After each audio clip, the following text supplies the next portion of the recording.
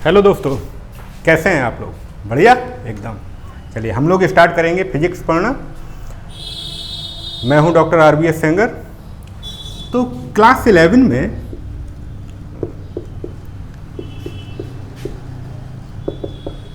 Physics का जो chapter 1 है दैट इज फिजिकल वर्ल्ड।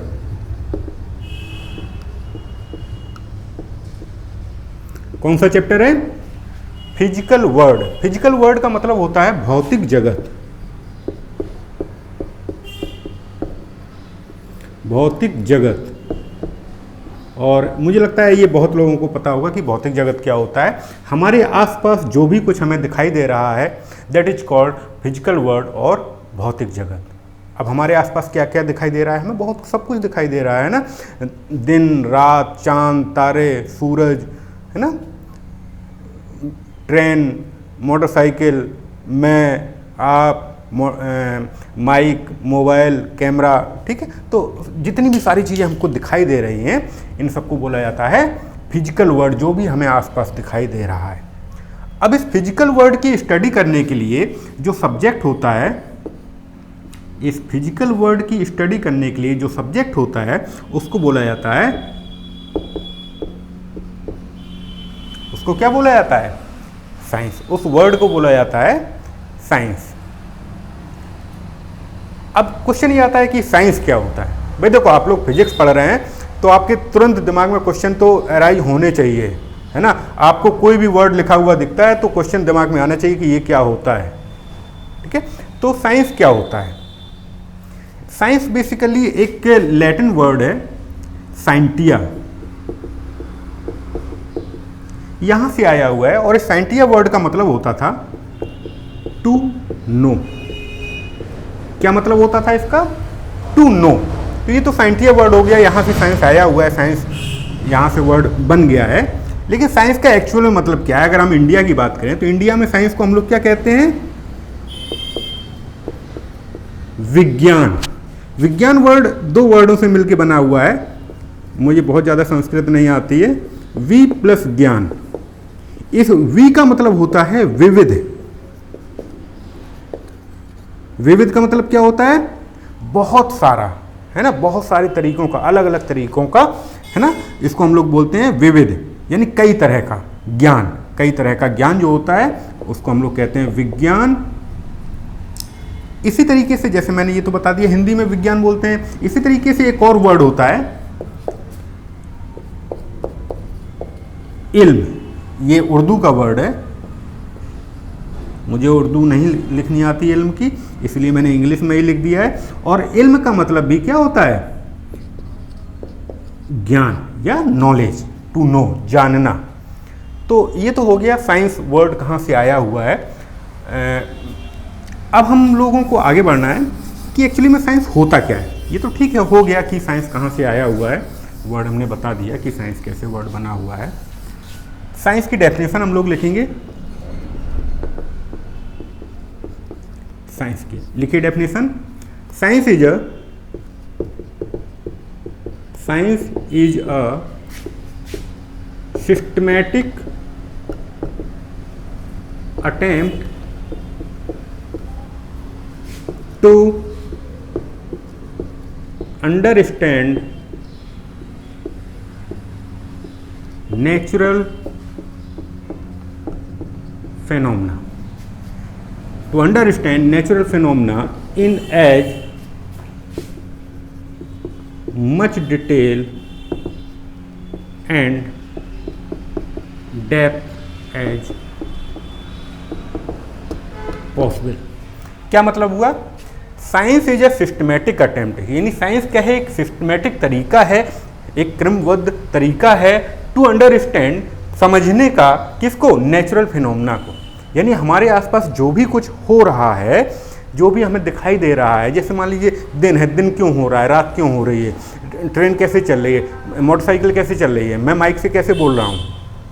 तो हमारे आसपास जो भी कुछ हो रहा है उसको समझने का एक क्रमबद्ध अच्छा तरीका है, वो उसको बोला जाता है साइंस। क्या बोलते हैं हम लोग? साइंस। तो ये तो हो गया साइंस की डेफिनेशन। अब आता है कि साइंस कैसे वर्क करता है। साइंस कैसे वर्क करता है, तो साइंस दो तरीके से वर्क करता है। एक तो होता है एक्सपेरिमेंटल बेस्ड और दूसरा होता है प्रिडिक्शन बेस्ड। कौन कौन सा होता है? पहला तो हो गया एक्सपेरिमेंटल बेस्ड और दूसरा होता है प्रिडिक्शन बेस्ड। अब एक्सपेरिमेंटल बेस्ड और प्रिडिक्शन बेस्ड का मतलब क्या है? सॉरी, यहां पर थोड़ा सा स्पेलिंग गलत लिखा हुआ है। एक्सपेरिमेंटल बेस्ड और प्रिडिक्शन बेस्ड। एक्सपेरिमेंटल का मतलब क्या हुआ? हमें कोई चीज़ पता करनी है कि कैसे हो रही है, तो हम लोग क्या करेंगे? एक्सपेरिमेंट करके देखेंगे और उस एक्सपेरिमेंट के बेस पर हम बताएंगे कि हाँ ये सही है या गलत है या क्या इसका कारण है। प्रिडिक्शन बेस्ड मतलब हम प्रिडिक्ट करेंगे, अनुमान लगाएंगे कि हाँ ऐसा हो रहा है इसलिए ऐसा हो रहा होगा, इस कारण से ऐसा हो रहा होगा। यहाँ पर क्या है? जस्ट प्रिडिक्शन है ना, यहाँ पर करके देखा जाएगा, यहाँ पर केवल अनुमान लगाया जाएगा। तो साइंस दो चीज़ों पर बेस्ड होता है, एक तो एक्सपेरिमेंटल बेस्ड और दूसरा प्रिडिक्शन बेस्ड। अब इसके आगे हम लोग पढ़ेंगे। देखिए ये चीज़ें ऐसी हैं जो एग्जाम में शायद ना पूछी जाएं, लेकिन हमें पता होनी चाहिए। भाई हम गांव में चबूतरे पर बैठे हुए हैं, चार लोगों से डिस्कशन चलने लगा, उसने कहा बताओ इतना पढ़े लिखे इंसान हो, बताओ साइंस होता क्या है? तो क्या बताओगे उसको? तो उसको यही बताओगे कि हमारे आसपास जो कुछ भी हो रहा है उसको समझने का जो प्रोसेस है वो साइंस है। ठीक है, आप ट्रैक्टर से खेती करते हैं, ये ट्रैक्टर कैसे बना हुआ है? ये साइंस से बना हुआ है, ये उसको समझाना है हमें। ठीक है, तो चलिए हम साइंस में आगे बढ़ते हैं। साइंस में ही आगे आता है साइंटिफिक मेथड्स।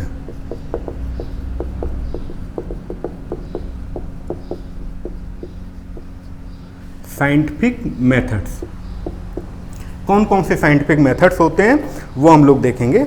तो साइंटिफिक मेथड्स में सबसे पहला जो मेथड होता है वो होता है सिस्टमैटिक ऑब्जर्वेशन। कौन सा होता है? Systematic observation. यानी किसी चीज़ को देखते तो सभी हैं, कितने लोगों ने नहीं देखा होगा कि पेड़ से फल गिरता है?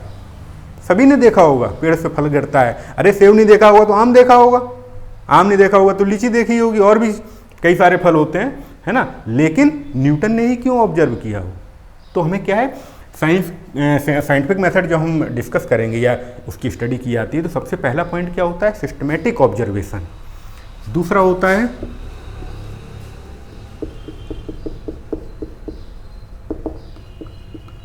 एक्सपेरिमेंट। नहीं, एक्सपेरिमेंट नहीं होता है, ये वर्ड होता है कंट्रोल्ड एक्सपेरिमेंट। एक्सपेरिमेंट और कंट्रोल्ड एक्सपेरिमेंट में जमीन आसमान का अंतर है।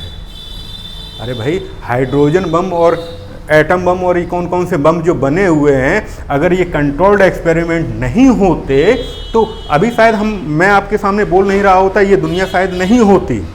क्योंकि हाइड्रोजन बम और एटम बम या जो भी न्यूक्लियर रिएक्शंस होती हैं, इसमें इतनी हाई एनर्जी निकलती है जिसको कंट्रोल करना मुश्किल है। तो एक्सपेरिमेंट तो किया जाएगा, लेकिन कौन सा एक्सपेरिमेंट होगा? Controlled experiment.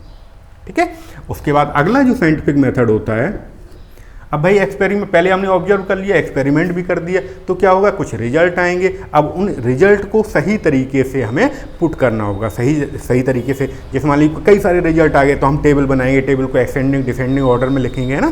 तो वो सब करना होगा भाई, कैलकुलेशन ऐसे थोड़ी ना कि बस हाँ आ गया रिजल्ट चलो शुरू कर दो। तो उसको हम क्या एक सुटेबल तरीके से लिखेंगे, तो उसको बोला जाता है qualitative and quantitative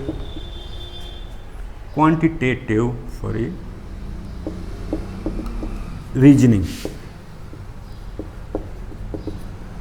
qualitative and quantitative reasoning. Okay, उसके बाद जब ये आपने काम कर लिया, अब आता है क्या? मैथमेटिकल कैलकुलेशंस और मैथमेटिकल मॉडलिंग। जब आपके पास सारा रिजल्ट अच्छी तरह व्यवस्थित क्रम में, सुटेबल क्रम में मिल गया, तो उसके बाद हम क्या करेंगे? अब मैथमेटिक्स अप्लाई करेंगे, और मैथमेटिक्स अप्लाई करने के बाद आपको बहुत सारे रिजल्ट मिलेंगे। उन रिजल्ट को देख के हम लोग क्या करेंगे? प्रिडिक्ट करेंगे कि हमारा काम सही हुआ है या नहीं हुआ है, रिजल्ट हमारे अकॉर्डिंग आ रहा है या नहीं आ रहा है। और जब हमें ये पता चल जाएगा तो फाइनली हम क्या कह देंगे, हाँ भाई अब हमारा काम हो गया है, यानी वेरिफिकेशन और फॉल्सिफिकेशन, यानी हमारा जो रिजल्ट आया है या तो वेरीफाई होगा या वेरीफाई नहीं होगा। तो these are the scientific methods. I think थोड़ा सा समझ में आ गया होगा। अगर समझ में आपको नहीं आता है तो कमेंट बॉक्स में आप लिख के दीजिए, मैं और ज़्यादा डिटेल में आपको समझाऊंगा।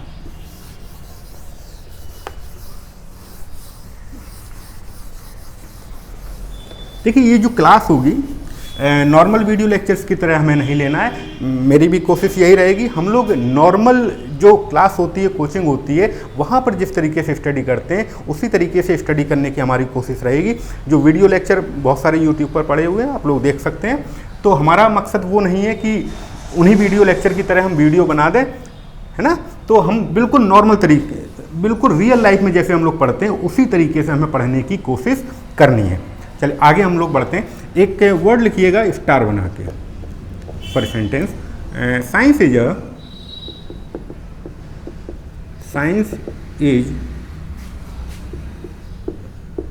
डायनामिक। Science is dynamic. अब इसका वर्ड, इस डायनामिक वर्ड का मतलब क्या है? डायनामिक वर्ड का मतलब क्या है? एक बहुत ही फेमस साइंटिस्ट थे जिनका नाम था जोहान्स केपलर, और इन्होंने बताया था कि अर्थ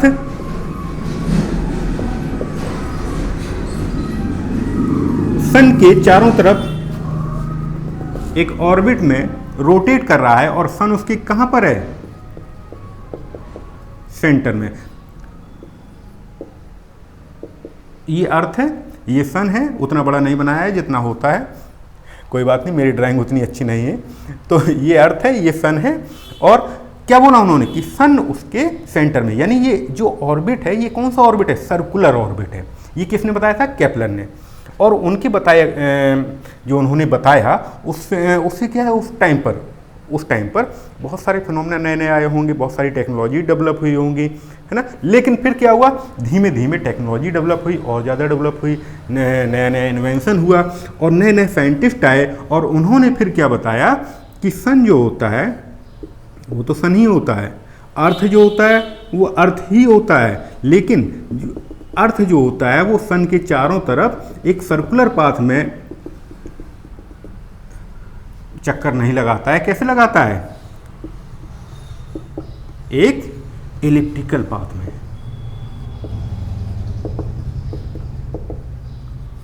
किस तरीके से चक्कर लगाता है? एक एलिप्टिकल पाथ में। उतना अच्छा नहीं बनाया आप। एलिप्टिकल का मतलब आप जैसे समझ लीजिए कि जैसे एग होता है ना, अंडा होता है, अंडे का जो शेप होता है उस तरह का। तो अर्थ चक्कर लगाता है, ये अभी भी सही है ना। सन यहाँ पर है, लेकिन ये जो पाथ है वो सर्कुलर ना होके, यहाँ पर केपलर ने क्या बताया था, पाथ कैसा है? सर्कुलर है और सन उसके सेंटर में है। लेकिन आगे जब इन्वेंशन हुआ तो क्या पता चला हमें कि ये पाथ सर्कुलर ना होके इलिप्टिकल है। हो सकता है आगे टेक्नोलॉजी डेवलप हो जाए और ज़्यादा इन्वेंशन हो जाए, पता नहीं कौन कौन सा है ना, तो हो सकता है और कोई पाथ निकल आए। बहरहाल अभी इलिप्टिकल हम लोग मान के चलेंगे। और चलिए आगे बढ़ते हैं। तो साइंस क्या हुआ, यानी टाइम के साथ साइंस के लॉज और फिनोमेना चेंज होते रहते हैं, इसीलिए बोला जाता है साइंस ही डायनेमिक। यानी साइंस डायनेमिक है, गतिशील है, स्टैटिक नहीं है। इलेक्ट्रोस्टैटिक बोल दिया कोई बात नहीं। स्टैटिक का मतलब होता है स्थिर, यानी साइंस के लॉज और प्रिंसिपल ऐसा नहीं है कि आज बना दिए गए वो लाइफ टाइम चलते रहेंगे, ठीक है। तो साइंस के लॉज और प्रिंसिपल कैसे हैं? डायनेमिक, यानी टाइम के साथ चेंज हो सकते हैं, टाइम के साथ चेंज हो सकते हैं। चलिए ये तो समझ में आ गया होगा अर्थ वाला। इसी तरीके से और भी हम एग्जाम्पल, कई सारे एग्जाम्पल हम देख सकते हैं। एक एग्जाम्पल मैं और बताता हूँ। जैसे मान लीजिए जब इंजन बनाया जा रहा था तो सीधा सीधा ये इलेक्ट्रिकल इंजन, या अभी एक नाम बताऊंगा, वो इंजन थोड़े ना बना होगा। तो इंजन जब बनाया गया तो सबसे पहले जो बनाया गया था, हो सकता है उसके पहले भी कुछ रहा हो, वहाँ से आया हो हीट इंजन। क्या? Heat engine. हीट इंजन बन गया। अब हीट इंजन के बाद फिर क्या हुआ, और ज़्यादा लोगों को थर्मोडायनेमिक्स के बारे में पता चल गया और वहाँ से बन गया स्टीम इंजन। स्टीम इंजन बन गया। अब स्टीम और ज़्यादा इन्वेंशन हुआ, सॉरी, डीजल इंजन बन गया। और ज़्यादा इन्वेंशन हुआ, कौन सा इंजन बन गया? इलेक्ट्रिक इंजन बन गया। और ज़्यादा डेवलप हुआ, कौन सा, किसकी बात मैं कर रहा हूँ, जिसका मैंने कहा था कि अभी एक वर्ड बताऊंगा। एक वर्ड है, अभी अगर आप लोग न्यूज़पेपर पढ़ते हो तो इंडियन गवर्नमेंट ने एक अनाउंसमेंट किया था कि बहुत जल्द वो हाइड्रोजन इंजन स्टार्ट करने वाले हैं ट्रेन्स में। ठीक है, तो क्या है कि साइंस से एक लगातार आगे बढ़ने वाली प्रक्रिया है, रुकने वाली नहीं है। नए नए इन्वेंशंस होते रहेंगे, नए नए लॉज और प्रिंसिपल्स आते रहेंगे। ठीक है, तो ये तो हो गया साइंस के बारे में। और ज़्यादा डिटेल में आप पढ़ सकते हैं, खूब सारा बुक में लिखा हुआ है, और उसको ऐसा नहीं कि मैंने यहाँ पर बता दिया यही एंड है, पढ़ते रहिए जितना पढ़ सकते हैं। ठीक है, चलिए आगे बढ़ते हैं हम लोग।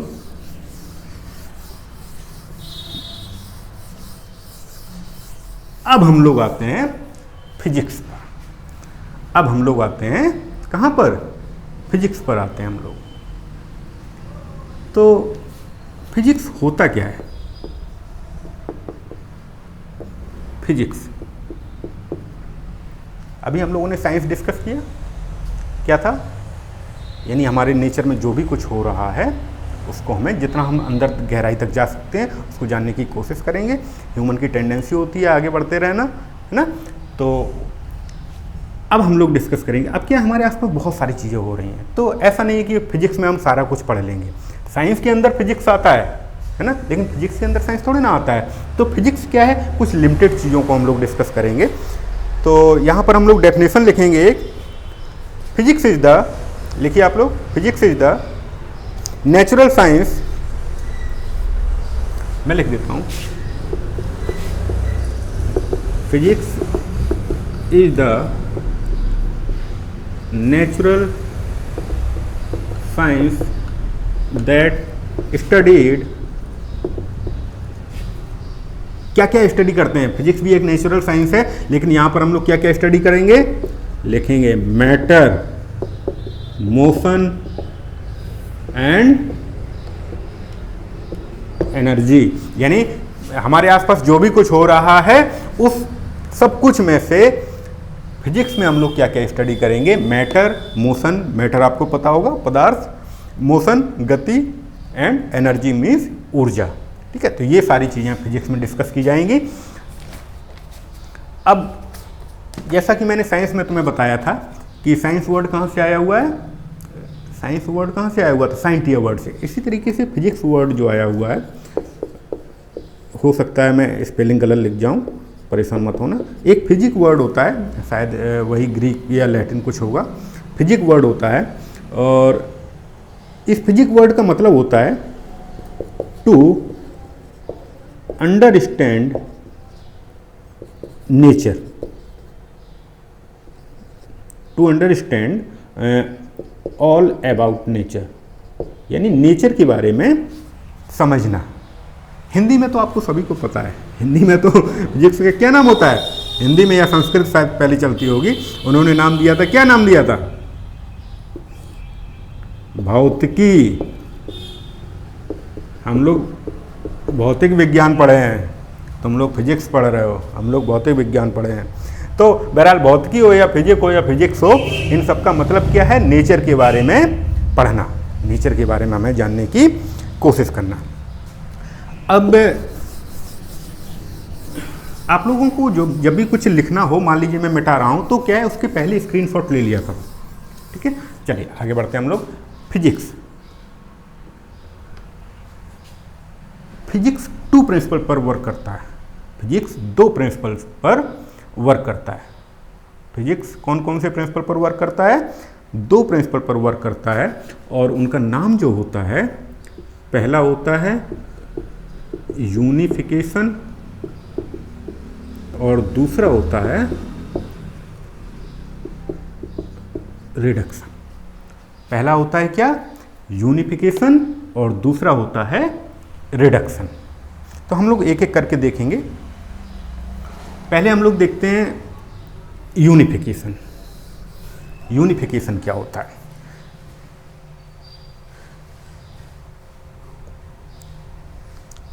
यूनि का मतलब समझते हैं?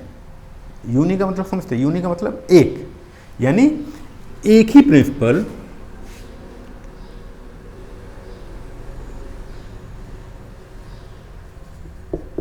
एक्सप्लेन मैनी या सेवरल फिनोमेना यूजिंग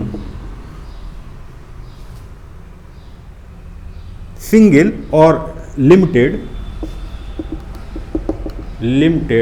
लॉज। क्या मतलब हुआ इसका? एक्सप्लेन सेवरल फिनोमेना, यानी कई सारी चीज़ों को एक्सप्लेन करना यूजिंग लिमिटेड लॉज, यानी कुछ ही लॉज या प्रिंसिपल हैं उनकी हेल्प से बहुत सारे फिनोमेना को एक्सप्लेन कर देना। अब इसका मतलब क्या हुआ? इसका हम एग्जाम्पल लेते हैं। जैसे मान लीजिए न्यूटन ने देखा था ना कि पेड़ से सेब गिर रहा है ना, तो कौन सा प्रिंसिपल था वो? कौन सा था?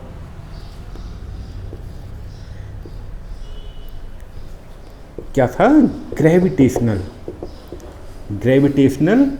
फोर्स। अब ग्रेविटेशनल फोर्स केवल ऐसा थोड़ी है कि पेड़ से सेब ही गिरा रहा है ऊपर की चीज नीचे हिला रहा है। ग्रेविटेशनल फोर्स कई जगह लगता है, कई जगह अप्लाई होता है, ठीक है। और उसी को हम लोग बोलते हैं यूनिफिकेशन, यानी ग्रेविटेशनल फोर्स की हेल्प से हम बहुत सारे फिनोमेना, अभी मैं बता रहा हूँ कौन कौन से, कई सारे फिनोमेना एक्सप्लेन करते हैं। यही फिजिक्स की कला है और इसी को बोला जाता है यूनिफिकेशन। तो ग्रेविटेशनल फोर्स सभी को पता होगा। पहला तो मैंने बता ही दिया, फ्री फॉल ऑफ एप्पल, है ना, एप्पल का गिरना।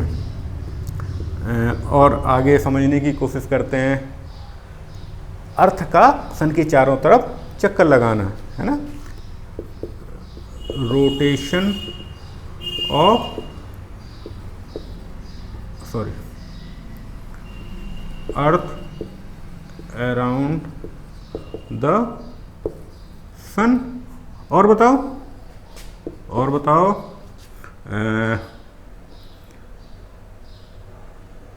मोशन ऑफ प्लेनेट्स, एक जनरल वर्ड बोल देते हैं, अर्थ मून और पता नहीं कौन कौन से, एक जनरल वर्ड बोल दिया, मोशन ऑफ प्लेनेट्स। तो यहाँ क्या है, सब जगह ग्रेविटेशनल फोर्स अप्लाई हो रहा है कि नहीं हो रहा है?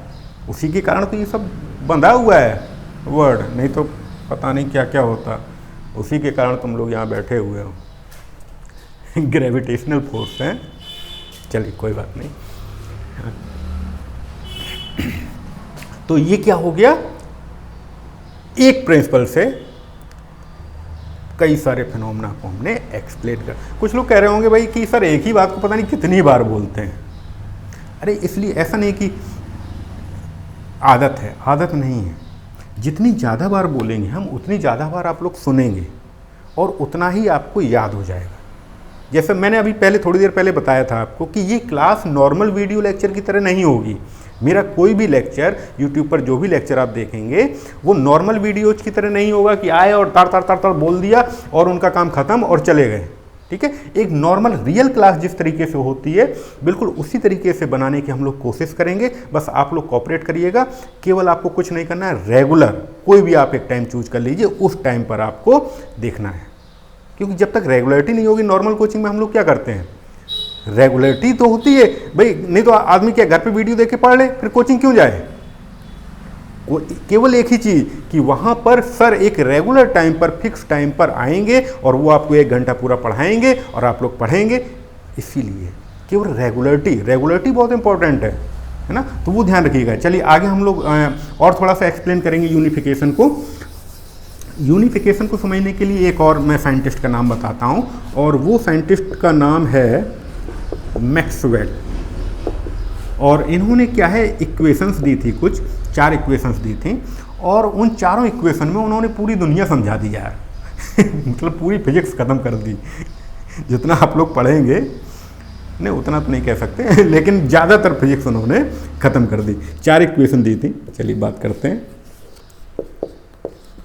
Equation 1, equation 2,